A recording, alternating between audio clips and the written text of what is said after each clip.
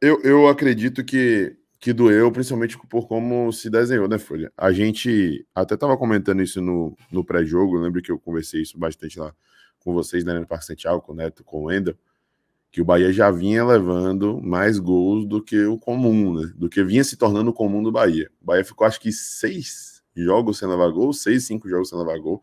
Ficou um tempo razoável sem sofrer gol, sem ser vazado, né? Naquele período ali que ganhou do Fluminense de 1-0, ganhou do Grêmio de 1-0, estava fazendo todos os resultados dentro de casa ali sem sofrer gols, e aí teve um outro jogo fora que também não sofreu, né? Então o Bahia ficou com consequência positiva sem sofrer gols. E naquela altura se estabilizou na defesa a dupla Gabriel Xavier e Canu. Não é só isso, mas os dois juntos contribuíram para que o Bahia melhorasse o seu nível de jogo. E chamou atenção também nesse período como o Bahia fazia com que os adversários ficassem impedidos, né? É algo treinado, é algo trabalhado, e os números mostraram isso, né?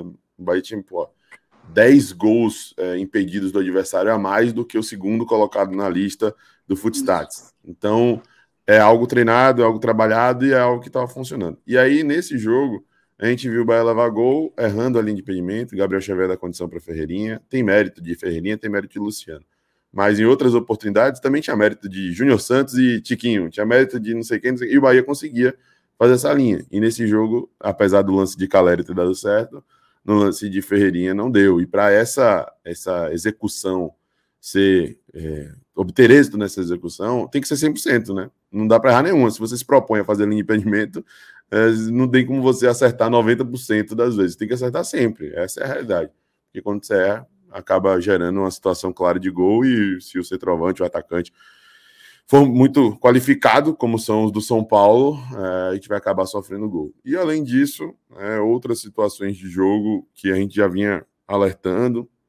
Juba tem quebrado muito bem o galho pela esquerda, tem saído bem como lateral esquerdo, mas ele tem essa carência defensiva que ele mesmo reconhece.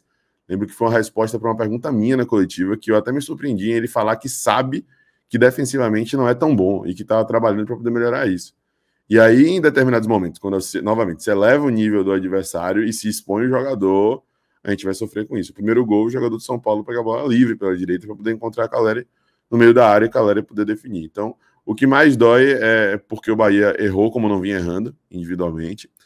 E também dói o fato de que o Bahia não foi letal como o São Paulo foi, porque o Bahia teve bons momentos no jogo. Aqueles, sei lá, dos 10 até os 25, mais ou menos. O Bahia fez um bom jogo. O Bahia teve 3 oportunidades boas, 2 com a Everton Ribeiro, uma com o Tassiano, e podia ter feito o gol nesse recorte. E não fez, né? E aí o São Paulo chegou, fez e, enfim, não tem nem o que lamentar, né? Pesou a competência, não só a qualidade, a competência de ser eficiente e conseguir definir. Então, acho que o que mais dói no torcedor é isso. A gente já percebe também que a gordura está fazendo efeito, porque o Bahia, mesmo perdendo esse jogo e perdendo contra o Flamengo na penúltima rodada, o Bahia continua no G4, né? Hoje vai cair para quarto, porque o Palmeiras vai ganhar dos Corinthians, ou no mínimo vai ser um empate, né? Tô jogando aqui uma zica reversa. Mas é muito difícil o Corinthians conseguir ganhar do Palmeiras, mesmo que seja clássico. Então eu creio que o Bahia vai cair para quarto. Mas ainda assim se mantém no G4, tem um jogo importante agora dentro de casa para poder vencer de qualquer jeito que esse jogo diante da equipe do Criciúma. Então, doeu, mas serve de aprendizado. Juventude, acho que você falou Criciúma. Juventude. Então, foi doído, mas serve de aprendizado, né? Porque o próprio Ceni falou isso na coletiva. E quando o Ceni, a gente já viu isso nos bastidores, quando o Ceni fala na coletiva, ele leva pro vestiário. Então, ele deve ter passado essa ideia pros jogadores, que não dá para ter tantos erros individuais assim, porque quando você tá brigando ali em cima, o sarrafo sobe. E aí, Folha, é importante a gente destacar que o discurso no começo da temporada da gente era um, e agora é outro. Porque a gente não imaginava que o Bahia ia estar brigando lá em cima. Por que eu tô falando que o discurso era um e agora é outro? Antes a gente falava o seguinte: o Campeonato Bahia é dentro de casa. O Bahia tem que ganhar os jogos dentro de casa, não vai dar para ganhar todos, mas tem que ganhar a maioria, e fora beliscar uns pontinhos. Essa é uma campanha de quem almeja uma vaga em pré-Libertadores, quem sabe uma vaga direta em Libertadores, quem almeja ficar na primeira página. O Bahia mostrou pra gente, mostrou pra Cônica Esportiva, tá mostrando para todo mundo que pode brigar além disso que a gente esperava que podia brigar. Então o discurso é outro. Realmente agora é isso. Se quiser brigar lá em cima, brigar por título, como a gente almeja, como a gente deseja, como a gente sonha, para brigar por título não é só ganhar em casa e fazer uns pontinhos fora. É ganhar em casa e ganhar mais jogos do que costumeiramente ganha fora, sabe? O Bahia, nos últimos tempos, e eu falava sempre isso na resenha da galera de pé frio, não sei o quê, sempre teve um histórico, nos últimos tempos, tem um histórico péssimo fora de casa. Sempre é assim, pô. Eu viajo atrás do Bahia de maneira mais frequente, eu ia a jogos pontualmente antes de 2019, mas eu viajo atrás do Bahia de maneira mais frequente desde 2019. Desde 2019 eu estava com esporte interativo. Meu irmão, pro Bahia ganhar um jogo fora em 2019 foi um caos. O Bahia, quando sobe em 2016, Série B, era um nível bem mais reduzido. O Bahia ganhou só um jogo no segundo turno fora de casa, que foi um jogo contra o Vila Nova, com aquele gol de falta de Juninho Valora, que foi um perrengue do começo até o fim. Então, fora de casa, o Bahia sempre teve dificuldade. E agora, se quiser realmente brigar lá em cima, vai ter que mudar esse histórico. E não pode ter situações como essa de hoje, de estar 2 meses sem ganhar fora de casa. Né? O último triunfo foi simbólico, foi importante, foi contra o Botafogo. A sequência que a gente está tendo e vai ter de jogos fora de casa é muito difícil, realmente, né? Pegamos o Atlético Mineiro, depois o Criciúma, Mineiro, mas aí depois o Flamengo, agora São Paulo, depois o Palmeiras, depois o Atlético Paranaense. São jogos dificílimos fora de casa. Mas se propôs a assumir essa briga e se propôs a ficar lutando lá em cima, tem que ganhar lá fora de casa. Isso daí é um fato, né, Fúria? Pois é, Barba. E aquela conversa é justamente isso que você falou, né? A conversa do começo da temporada era uma, as rodadas foram acontecendo, a gente foi vendo o Bahia diferente, e aí foi surgindo aqueles comentários de mas tá cedo, calma, tá no começo da temporada. Meu amigo, rodada foi passando, a gente já tá em 1/3 do campeonato. 1/3 do campeonato já foi e a gente tá no G4. Então eu acho que sim, chegou o momento da conversa mudar, né? O discurso já mudou e eu acho que ainda tem mais coisas para poder serem acrescentadas nesse discurso. Vamos ver como é que vai ser a janela de transferência do Bahia.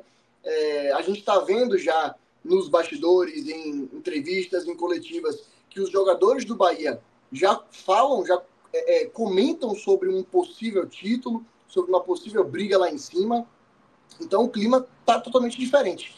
E o Bahia, mesmo sem ter feito, mesmo sem ter vencido fora de casa por 2 meses, né, os últimos 2 meses não ganhou fora de casa, a gente teve jogos que foram contundentes, o jogo contra o Flamengo foi uma infelicidade muito diferente do jogo de ontem. Né? O Bahia amassou o Flamengo, isso daí eu não tenho dúvidas, um time que joga no Maracanã contra o Flamengo e acaba o jogo com 70% de posse de bola, com mais chances criadas. Enfim, foi uma fatalidade tomar aquele golzinho de cabeça no final do jogo, mas isso não foi o que a gente viu ontem. Ontem a gente viu um Bahia que realmente não jogou bem, cara. O primeiro tempo do Bahia foram muitos passes errados, finalizações perdidas. Everton Ribeiro chutou 2 bolas, eu acho, por cima do gol. Uma bola logo no comecinho do jogo. A gente não estava tão bem encaixado assim.